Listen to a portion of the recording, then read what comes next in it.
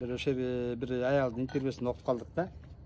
Ошо рак менен ооруп, анан акыркы статьясына келип калыптыр. Анан врачтар билет да баланча күнгө жашайт бул депчи. Анан ошол ошол палаталардын ичинде атайын бир палата бар экен. Баягы ошого эми ошол күндөрү лечение да кылбайт экен. Баягы жөн коет экен да, киргизипчи. Баягы ошо эми 2 күндө өлчүлөрдү бөлүп койгон палатабы? бөлүп коет экен да. Ошо палатага бөлүп. Анан бөлүп койсо жанагы кириптир да. Кирсе туура айнектин тушунда бир дарак турат дейт. Аябай сонун көрүнүшү. Анан негеде ошол эми буда Кудайдын керемети ошол даракты сүйүптү да аябай. Нур чачып эле сүйүп ушундай жакшы көрүптүр дарактычы. Анан кийин 3 күн өтөт, 4 күн өтөт, баягы аял өлбөйт да. Эми айла жок бошотуш керек да палатанычы. Анан жанагы дагы 5-6 аялдар жатат экен го, ошол жакка которот аялдычы. Барса бар эле көңүлдөрү жок, ар кимдин алып келген дарбыздары кезилген эмес, жеген эч ким жок. Жатат да. Анан тиги аял барат, анан дарбыздарды кезип алып, баарын тургузуп алып, анан аларды гүлдүрүп, ошондой бир жакшы нерсе салат да. Анан кийин врачтар таң калат да, ошол палатада болуп кетет. Баары жакшы болуп кетет да. Эми ошого бир эле причина. Адамдагы сүйүү немеси ойгонуп кеткен да. Эгерде ар ким өзүн сүйө алса, сүйүү деген аябай чоң курал да.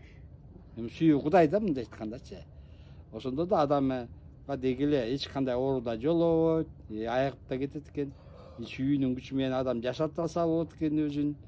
Кандай кааласа сулуу да болот экен, арыктай да алат экен. Сонун экен да.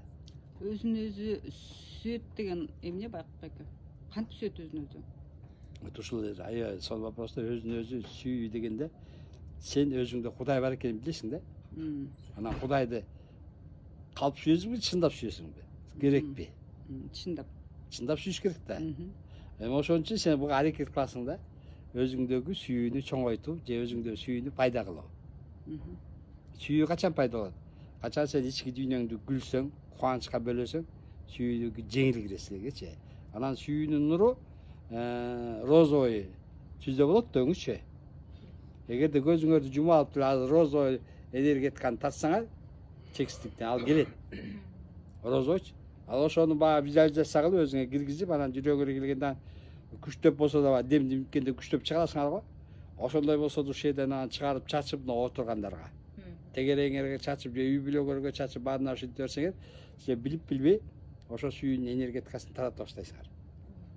Анан канчалык сиз ошону чоңойткон сайын өзүңөрдө белги башталат. Бул баягы балкуу, өзүңөрдө жыргал, эргүү жашооңор ошондой башталат да. Жалаң эле розовый өңдө, Розовый. Чакраларда мисалы сүй, жашыл, это сүй. Жок, бул чакралар, бул сүйүүдү чакырганыңдачы. Сүйүүдүн энергиясын кантип пайда кылат деп атпайбы? Ошонун сүйүүнү бул силердин өзүңөрдүн элес менен чакырсаңар, бул неме да мен бир башында сүйүү дегенде түшүнчү эмеспиз да. Анан bir күнү көрсөттү да, бир биздин аталарды көрсөтүп атат, баары илгерки аталар, калпактарды кийген баягы курлары мындай таңа баары эле арык экен да, мындай толук ата көргөн жокмуш. Анан ошо баары эле чыгышка кетип атат да. Анан эми алардын көтөргөн тууларын айтып атам эле асман тирейт да.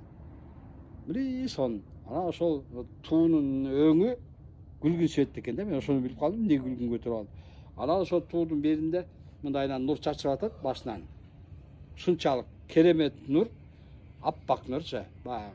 Бияка аралашып келип атат да, ого жедектин туунун эң арткы бүткөн жеринде ошол келген нурдан аппак божий болуп тур да. Эми керемет ушунчалык. Анан бүт биздин ата тектин баары ошол чыгышта карай кетип атат да. Анан ошондон кийин бул кандай туш, эмне үчүн бул светти берди, бул өңдү берди дешим да, анан кийин өзүмө келип калды. Бул мындай турбайбы, бул сүйүүдүн нур турбайбы депчи. Анткени азыркы келген жыштык, эми Кудайдын аты көп да, билесиңер да, бирөө Алла дейбиз, бирөө Теңиз дейбиз, бирөө ар кандай дейбиз, ат коебуз да эми. Бүгүнкү коркпой, үркпөй эле бүгүнкү Кудайдын атын сүйүү десеңер да болот да. Мына ошондой жыштык, ошондой нерсе келип атат да.